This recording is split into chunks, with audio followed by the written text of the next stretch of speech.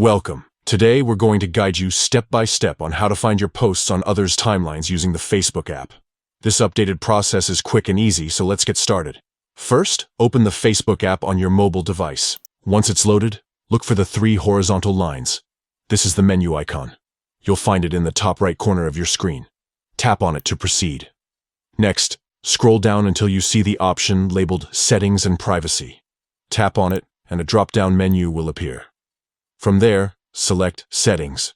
Now that you're in the Settings menu, look for the section called Your Activity. Under this section, tap on Activity Log.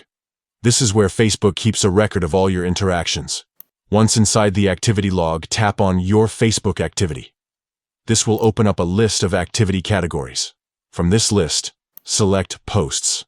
Here comes the key step. Scroll down and tap on Your Posts on Others' Timelines.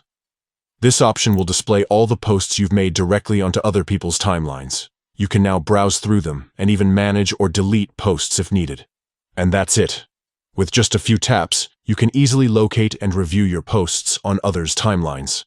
If this guide was helpful, don't forget to share it with friends who might need it too. Thanks for watching, and see you next time.